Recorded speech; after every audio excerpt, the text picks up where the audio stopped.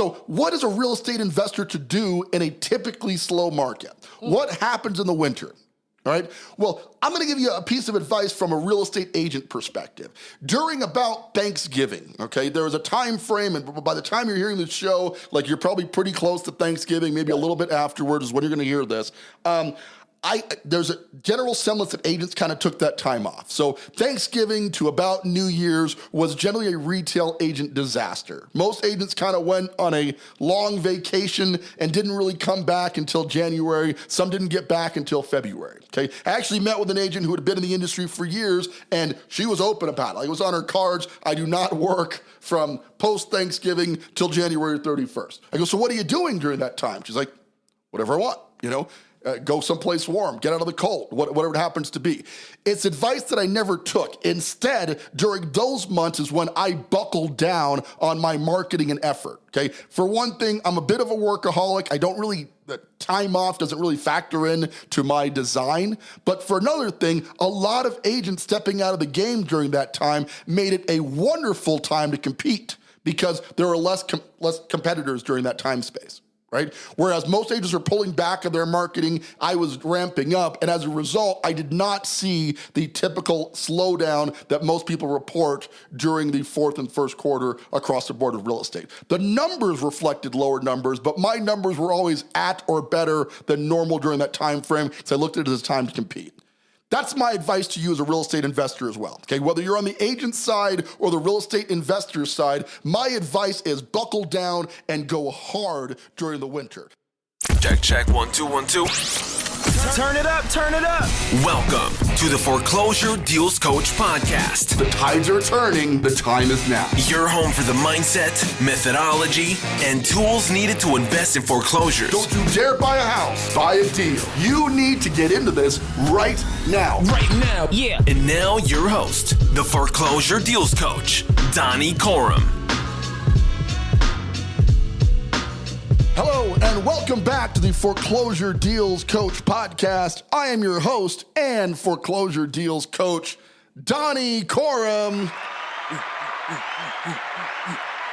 Remember that Arsenio Hall chant? Arsenio! Yeah, I remember Arsenio. I want one of those, man. Well, we'll get there eventually. We got to get the studio audience a little bit more involved. Let me go, before the next show, I'll get them hyped up and get them, nice and red. I like that.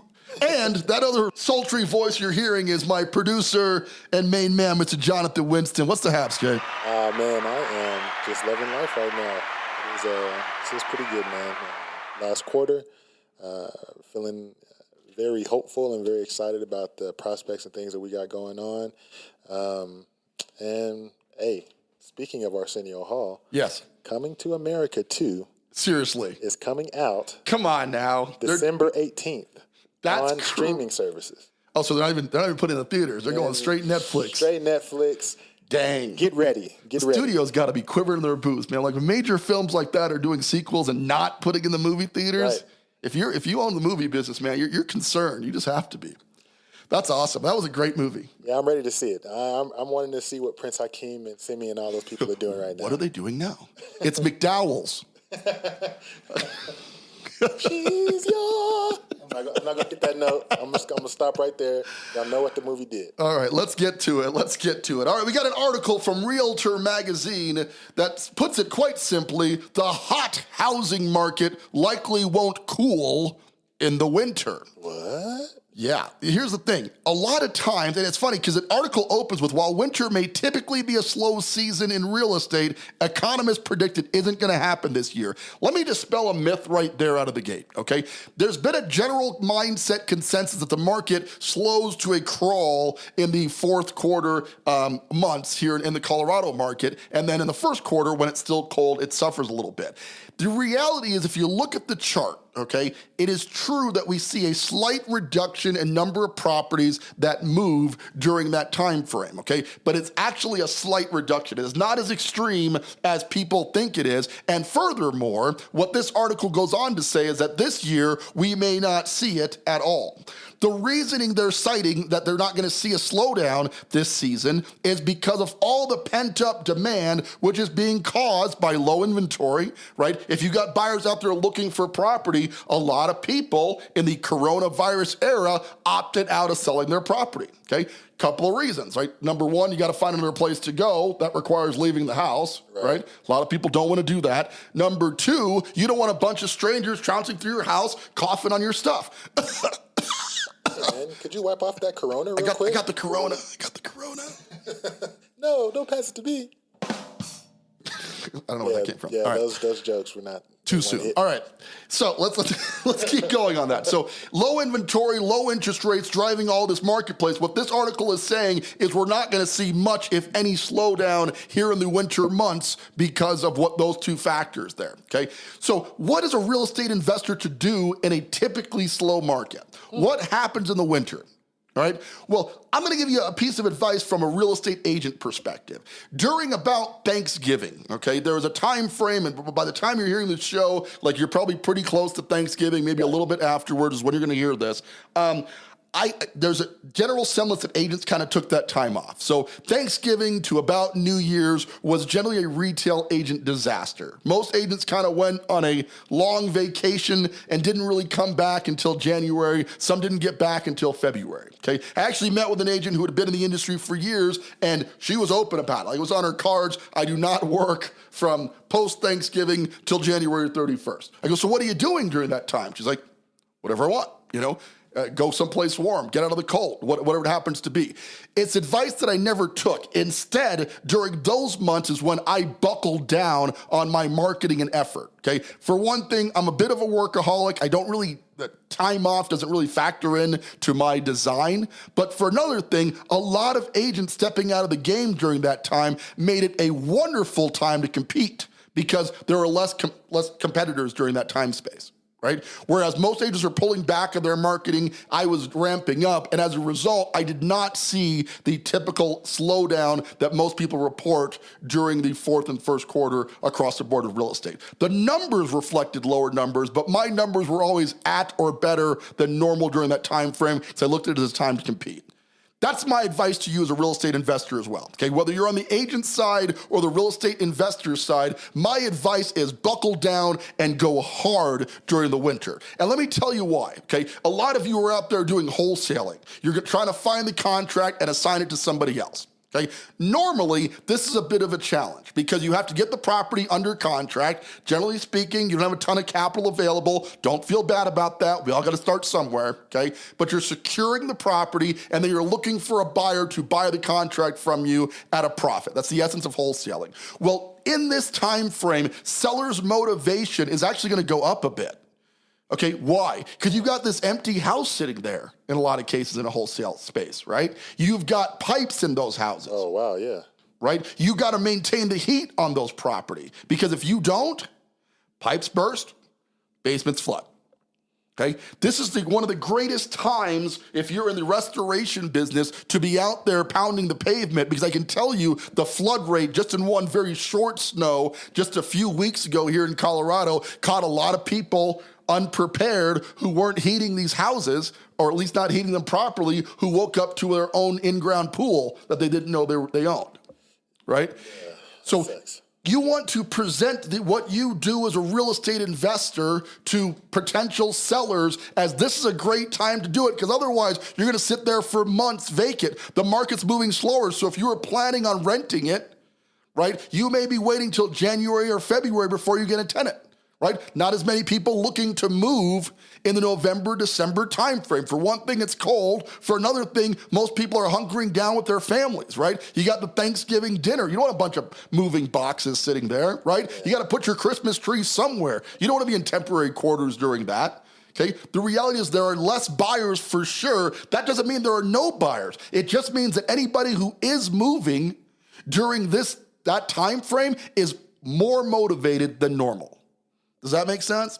Makes a lot of sense. So you're looking for increased motivation. Don't use this time to take off. No, no, no. Listen, get out there. Start solving problems for sellers and don't respond to the notion that simply because it's winter time, we're gonna see a significant slowdown. This article proves that that might not have happened anyway, given what's going on with the marketplace.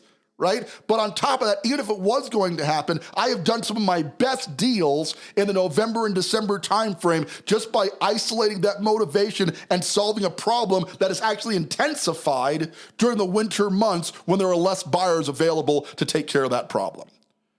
You see what I'm saying? Yeah.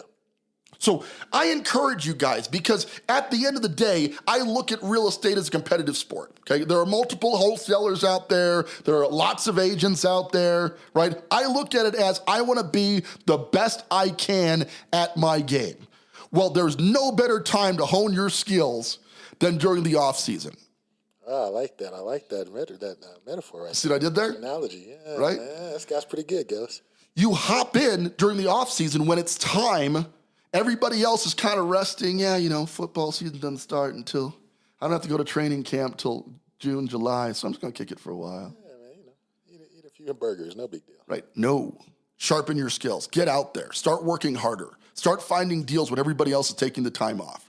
You know, there's a harsh reality too. We probably weren't going to see a slowdown anyway. Interest rates running in the 2% range, inventory at stupid low levels, okay? There's a zip code I basically grew up in Colorado Springs, very large zip code. There are literally, as of this morning, 6 properties total in this entire zip code for sale. 6 of them, okay? And I own 2 of them.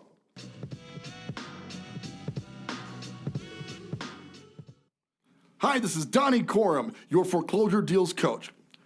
One of the things we talk about on the show is the importance of great foreclosure data in helping you to find a great deal on a foreclosure property. But where do you find this data? You're certainly not going to find it on Realtor.com. You can't get it on your local MLS. So we have partnered with data provider Foreclosures.com to get you the latest and greatest in foreclosure listings right there in your local market. These properties are not hit the market in most cases, and when they have been foreclosed, gives you easy access to find out more detail so you can get the best deal on a foreclosure property. Getting started is super easy. Head on out to foreclosuredealscoach.com and click on the link labeled foreclosure list. Enter your zip code for a free 7-day trial of the best foreclosure listing data available in your local market. These properties are not even on the market yet, so you can get a jump on them and get a great deal. Once again, this is Donnie Corum, your foreclosure deals coach. We'll look forward to seeing you there. Okay. Right? So that's a little crazy that I control that zip code. I got about 30% of the market belongs to yours truly right now. Oh, pretty nice. It's crazy, right? Yeah. So the opportunities are out there. Season does not factor in. Can you think of any actual business that consistently takes the winter off to retool? Like seriously, Target doesn't shut down. No.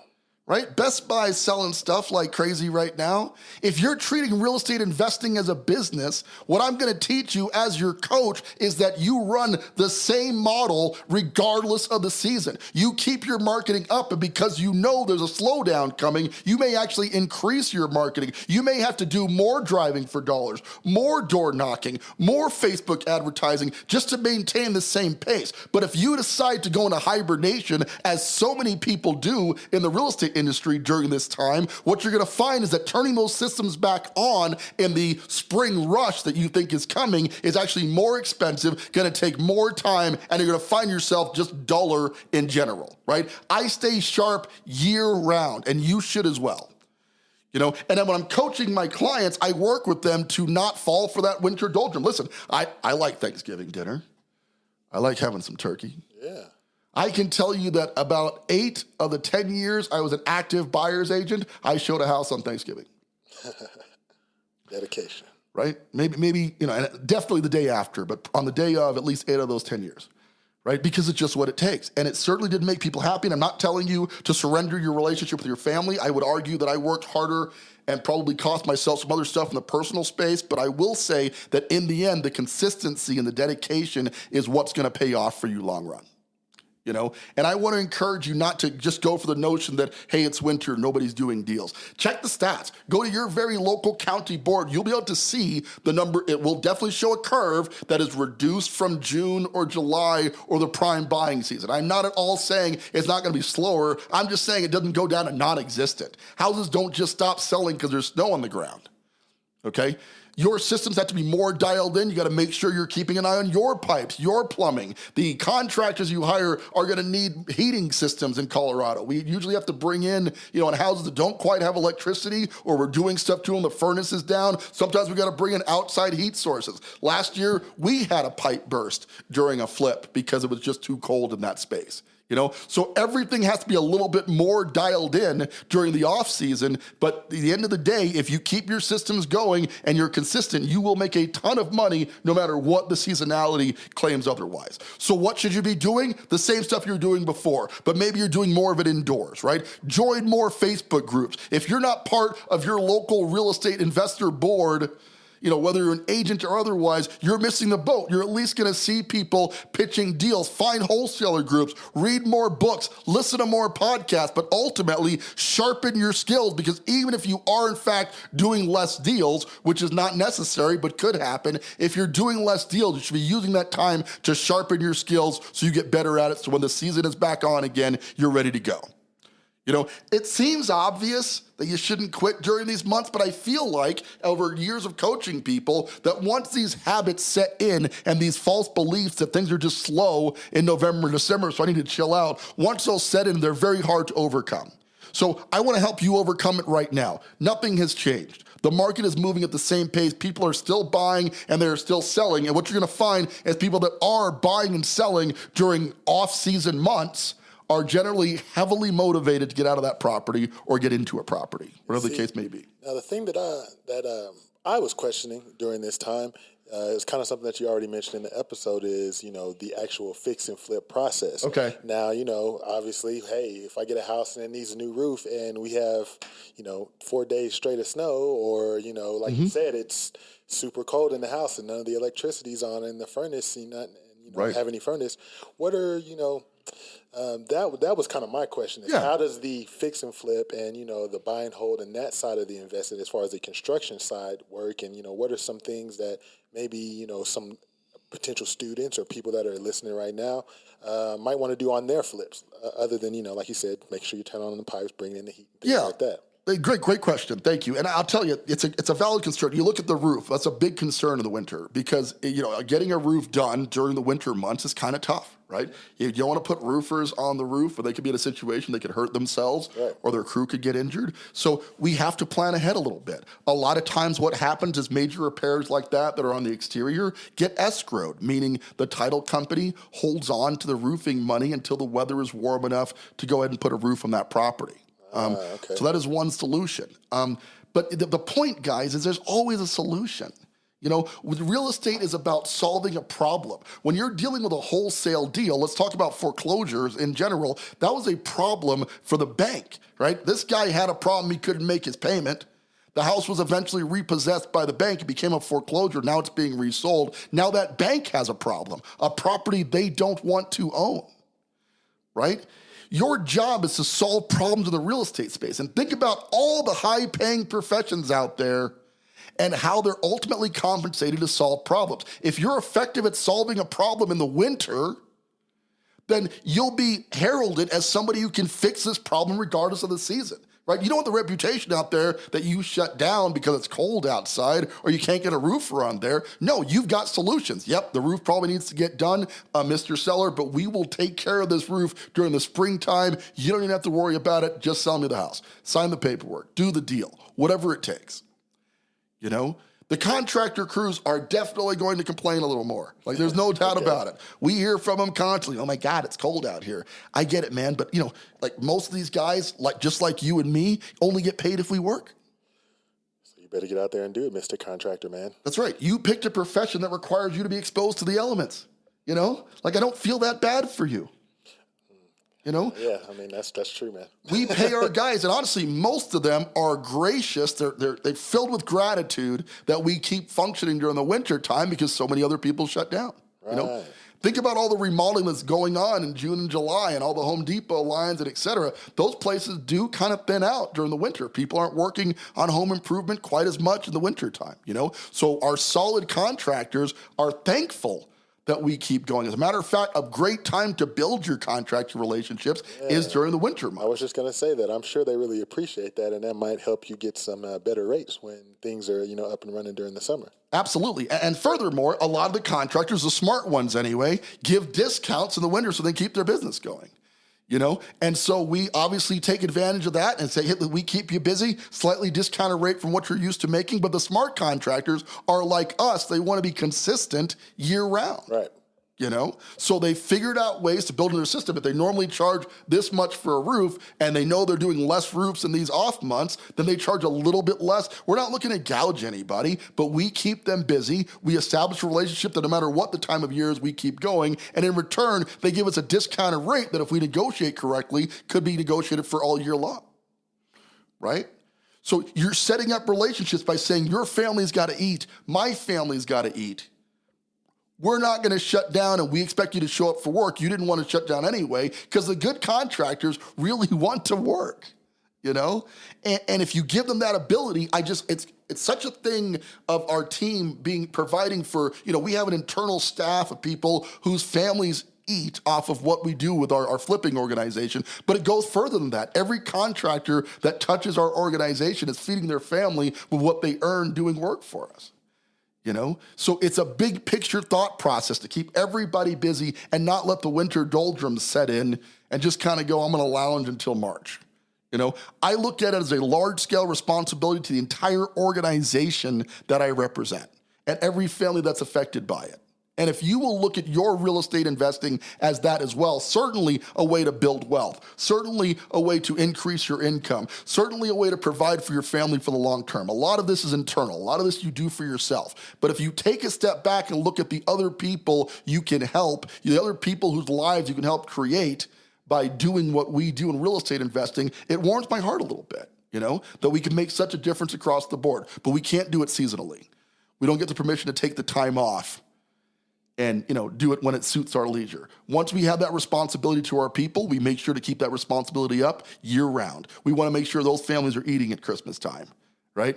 We want to make sure there's gifts under the tree for those contractors who work their butts off out there all year and provide for their families, And it's such a great opportunity to what we do. So my point in all of this, just kind of backtrack, we're running out of time here today, is that yes, there's a seasonal change a little bit. We may not see it as much as we normally do this year, but to be frank with you, it's never really affected me anyway. What does affect a little bit, because there are less buyers in the marketplace, you will see a little bit increase on time on market. But when we were measuring time on market in hours rather than days, going from 18 hours on the market, which has become kind of normal, to 5 to 7 days just isn't that bad. Man, not much of a change, right? You take what you can get, right? Right. It's a tough life. Now we got to wait a whole week to sell. But it's funny because we've been selling them so fast for so long that we get to about 4 days on the market. Everybody's going, what's wrong?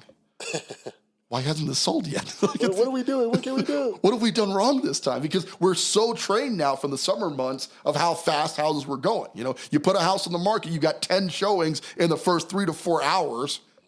Now if you get 1 or 2 showings a week, you're doing okay. But understand that the summertime is filled with artificial demand, right? A bunch of people trying to get it done during the summer vacation months. A bunch of people, who are moved by their company. And in our case, the military has a huge hiring jump where they want the soldiers there in September. So during the summertime, they're transplanting a bunch of people from all across the country. So there's an artificial demand. That the actual demand cycle is what you're seeing in those winter months. That's actually an accurate assessment of how long properties should be in the market. Yes, it's a little slower, but it's accurate with the times and what it should be. So don't sit in your butt, right? Let's get you started. You guys want to join up, talk a bit more about this. I encourage you, I implore you even, to join the Foreclosure Deals Coach Insiders Group. The link will be posted right here in these show notes. Let's have a conversation about your foreclosure career. And if you're ready to discuss coaching, if you want to get one-on-one coaching on how to buy and sell, find, fund, fix, and flip your next foreclosure deal, I would be honored to be considered as your foreclosure deals coach. Click on the link to schedule a breakthrough call. We'll get you started with that. But for now, we're gonna wrap up the show and let you know it's cold out there, but the market is still hot. With that, this is Donnie Corum, your foreclosure deals coach, reminding you now and always, don't buy a house, buy a deal. Want more of the Foreclosure Deals Coach? Hit subscribe and stay tuned for more of the mindset, methodology, and tools you'll need to invest in foreclosures. Visit foreclosuredealscoach.com and text DEAL to get a list of foreclosures in your area.